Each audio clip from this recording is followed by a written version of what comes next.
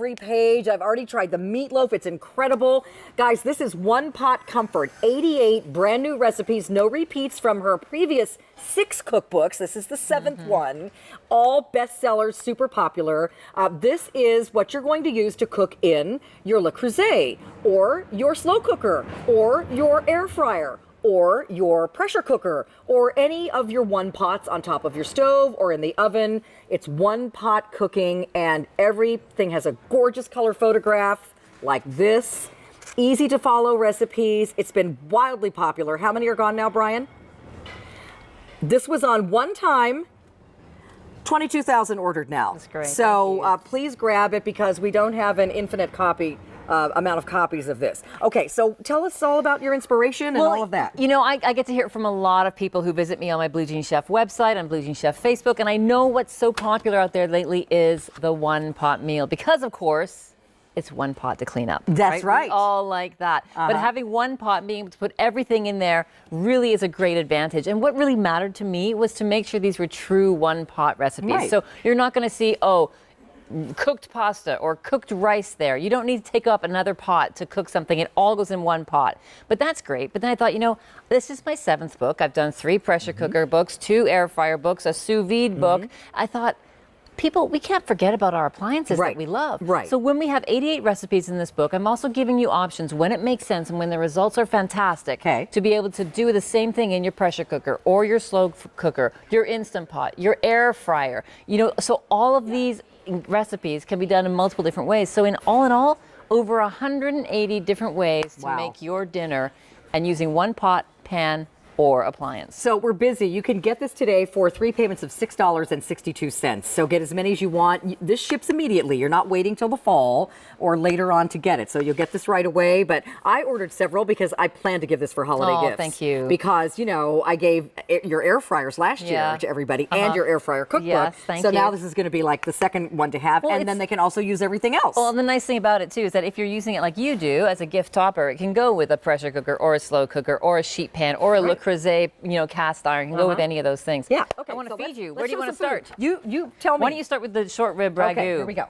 You know, so the short rib ragu, what I love about this recipe is that it can be done 3 ways. Thank you. Pressure cooker, slow cooker, or on the stovetop. And when you go through the book and you see it, you'll see that there's times given. So how long will it take on the stovetop versus the pressure cooker versus the slow cooker? And this is making a beautiful short rib ragu. So you cook this on the stovetop for a couple hours and it really breaks down, makes it so delicious. We're getting into that weather right now that you're going to want some comfort food. And that's what this book is all about comfort food. And let me tell you something that I've experienced with Meredith's cookbooks. They're easy to prepare. They turn out just like the picture. Oh, thank you. She's a fabulous chef. She's been doing this for years, but she doesn't make it difficult. No. You know, it's really easy, like just home cooks that you just want to cook basic, really good food. That's what's in her cookbooks. Everybody can cook, and all my goal is to make you as comfortable and confident in the kitchen as anybody. So you can do all these foods. Now, talking about comfort foods, I'm going to take you somewhere else that involves pasta, because comfort food is so individual. So when you have comfort food, you might think that short rib ragu is right up my alley. But hey, here's a noodle dish that also includes beef. This is a sesame beef noodle. That's comfort food for somebody else. But here's the beautiful thing about comfort foods is that you can create them. All of these foods have that feel-good feeling about them, but you decide, you expand your repertoire, make it. How do you like that? Oh my gosh. What is on there? So this is a beautiful, easy dish. It's a quick sauce that you just mix in a bowl. The beef and the vegetables you stir fry. The noodles you just pour boiling water over, and then you mix it all together. You've got yourself a one-pot meal with a little bit of a twist, and basically this is beef and noodles. Oh my gosh, it just has that little Asian twist to it. So these are the kind of things we're doing here. This is one of my favorite meals. I made it just on Monday. This is a chicken fricassee with some spring vegetables. It's a braised chicken. It can be done at any time of the year because, of course, even though it's fall and wintry, we've put those spring vegetables, the mushrooms, the carrots, the asparagus in there, really brightens and lightens it up. Squeeze a lemon juice at the end, really gives it that fresh burst. So, you guys, there's sections for each type of meat, right? Tell us how this is broken down. Right, so I've broken it down into chicken, beef, pork and lamb, fish. There's a whole chapter there for vegetarian entrees. And then, of course, I couldn't leave out the desserts. Okay, how about some strawberry rhubarb slab pie? Oh, my goodness, let me tell you. My husband saw that, and he's like, when are you making that one? I should call it slap pie because when you eat it, you want to slap yourself in the head.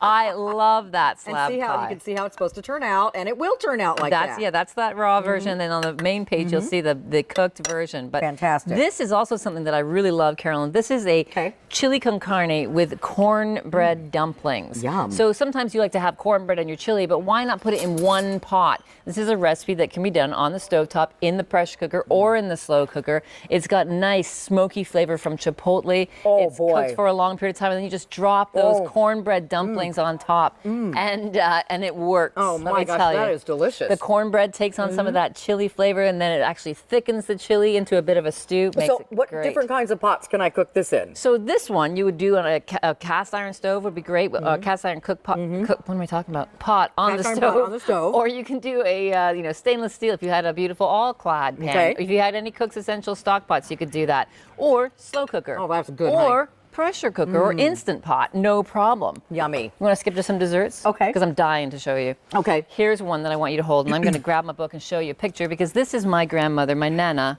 This is her trifle. Oh. So it's Nana's trifle. Oh, and on the next page, although she would kill me if she knew. She probably does. She's lecturing me right now. There's Nana. So Nana was my British grandmother, my mother's side. My goodness. And every time I came to visit her, she would make a trifle, and which I loved. And I thought it was just for me. I can't wait to dig into this. There are probably other people it was for. Now, the truth of the matter is that Nana put a little more sherry in her trifle than we all knew, which we found out later on, which is great. Oh my gosh, is that delicious? So I replicated Nana's trifle here, and it's like every time I have it, it just takes me right back to being a kid. And you got to get down to get those sponge at the very bottom. It's going to get messy. But when you have comfort foods like this and it makes you remember your childhood, that's what food is all about. And when you have a bunch of recipes that you can pass on to people, when you can start making these meals over and over again, do it. And live TV, everybody. I can talk for a while, Carolyn. It's okay. But that's the whole deal, right? You make these memories. You make the foods that you love into comfort foods for your family, and that's what that is for me. Okay, there is something chocolate with my name on it. Yes, okay, right over here. What is that? This is a flourless chocolate cake, and here's the beauty of this recipe. Now, of course, I had to test all these recipes. There was a time in the last few months where I thought this was not a good idea, Meredith, because I had to test all these recipes and all these different appliances. But when you bake this chocolate, flourless chocolate cake on the stove, on the oven. Okay. It's moist, right? It melts in your mouth. You know, most flourless cake is really dry. And this tastes almost like chocolate mousse. I know. Right? So it's a chocolate mousse cake. If you cook it in the pressure cooker, it becomes even more dense and fudgy. Not to steal anything from David, but I'm doing a happy hula. You are doing a happy hula. That is so yummy. Meredith, good heavens. If you do that in the slow cooker, it becomes a lot lighter, however, which is really, really interesting. Okay, now what's over here? So remember, it's all one pot. That's 88 recipes, 180 variations, beautiful color photographs, meats, main courses, desserts. And vegetarian. Vegetarian too. This is the pierogi, sauerkraut, and kielbasa bake. Yum. So this one, let me tell you, is something that Stacy made over the weekend for her boys, and I'm so thrilled. Stacy Stauffer? Yes. Oh, boy. And I have the huge compliment that her youngest asked for 3 helpings. You're Not just kidding. 2, but 3, and I was so excited to hear that. Well, what's it stuffed with? Well, you can get any pierogi that you want. So that's a cheese pierogi, potato pierogi, and then you use your kielbasa and sauerkraut, and you bake it all off. That is incredibly good. I want 3 helpings too. Now what? Pizza is one of my favorite foods ever, and it's a natural one-pot meal. But look at this, deep dish pizza with the tomato, the spinach, the prosciutto on top, and the mushroom. And here's the deal, I hope that people take these recipes, these one-pot recipes. I'm going to carefully carry this over here and put it on a plate and let it cool down for a minute for you. But take these recipes and make them their own. Use that as a template. Put whatever vegetables or ingredients you want in there. If you're a vegetarian, don't put the prosciutto on. You can determine what to make in there. Here, this is a sheet pan dinner.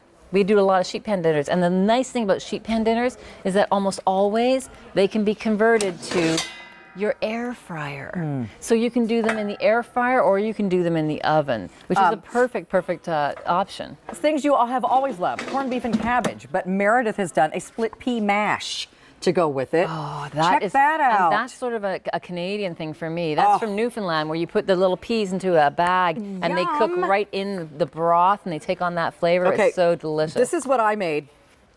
the stuffed meatloaf. The cheese stuffed meatloaf, because meatloaf is my husband's favorite dinner. And Right. boy, did he go cookie crazy. Oh, you guys, this is such a fantastic cookbook. Brian, how many are gone now? TikTok? You know, He's not listening. well, Brian's eating some food that someone took Probably. upstairs. Possibly. How many of these are gone now? Over 2,000 just in this show. So we're very busy. the other thing too to take a look at that I put in the book for you is at the back of the book, we've got cooking charts for you. So slow cooker cooking chart, Yep. pressure cooker cooking charts, and air fryer cooking charts. So even if you go beyond this book in your recipes, now you have the sort of a graphic, yeah, that's something that great. you can use as a template, a chart, a map to get to you to where you want to go. Meredith's cookbooks always sell out. This is her 7th one. I'm going to steal this chicken and dumpling thing over Oh, here. do What is that. this? Okay, let's talk about that. That's Okay. right over here. This is Pennsylvania Dutch chicken pot pie. Now, I grew up with pot pie in Canada with a British mother where there was always a pastry crust over it. But here in Pennsylvania, the Pennsylvania Dutch actually used sort of a pasta noodle, a square pasta noodle, and put it in there. So it's almost like chicken and dumplings meets chicken pot pie. I put a little bit of leek and lemon in there to brighten it up and make it delicious. And if you don't have those pasta noodles, you can Oh just my gosh. break up some lasagna noodles. Well, that's incredible. Hold on. Where are you going? I'm just going to hold this up. Oh, okay. Get this book. It's delicious. Every single recipe.